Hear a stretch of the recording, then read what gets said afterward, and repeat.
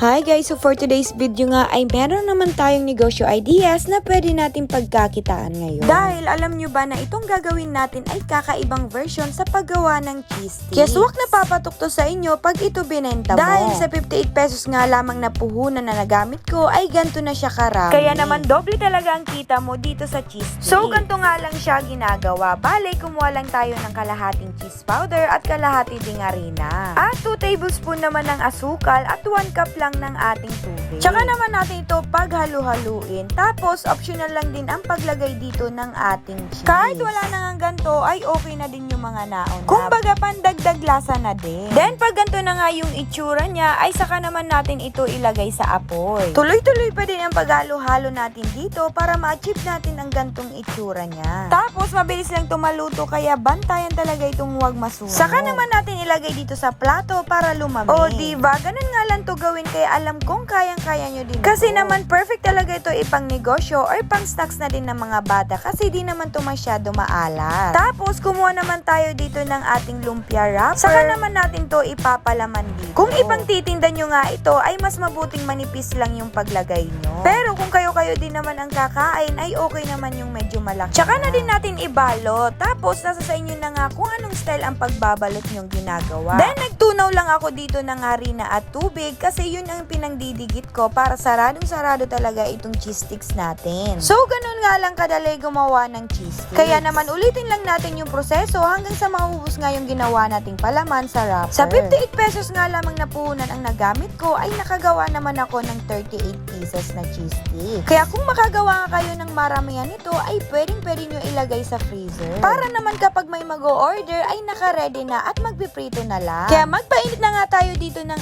ating mantika para naman maluto na natin itong mga cheese sticks. Use oil nga lamang ang nagamit ko ditong mantika dahil niluto ko naman ito sa mga french fries. Napakadali palang lutuin lang nito guys. Kapag ganito na nga yung itsura niya at nag golden brown na ay ihain na natin ito at alisin na natin yung mga excess oil. At alam nyo ba mga mina, pwede natin itong mabenta ng 3 to 4 pesos ang isa. Dahil mura lang naman yung puhunan na gamit natin kaya pwede din natin itong ibenta ng affordable lamang. At para cheese na cheese talaga ay kinote ko lang dito sa cheese powder. Kasi yun din ang nakasanayan kong cheese sticks. Pero depende pa din naman yan sa ating mga customers. Nilagay ko lang pala dito sa ating paper plate para pwede nating mabenta ng 3 pieces for 10 pesos. And syempre, may kasama na din ng ating ketchup mayo dip sauce. Pero kung kayo-kayo lang din ang kakain sa bahay, ay pwedeng-pwede nyong ibagay dito sa Kewpie mayonnaise at tomato ketchup with seaweed. O diba, di mo nga akalain na sa 58 pesos lamang ay nakagawa na tayo nitong maramihan na cheese sticks. Kaya naman kung gusto nyo nga itong itry, ay itry nyo na dahil napakadali at mura lang yung puhunan na gamit natin. At ganito naman yung itsura ng loob niya. Cheese na cheese talaga. So yun lang nga guys, kung gusto nyo pa ng mga food negosyo ideas natin, ay follow and subscribe lang kayo sa ANJ's Flix. At visit nyo na lang ang aming page para sa costing nito. Kaya yun lang guys. Thank you for watching.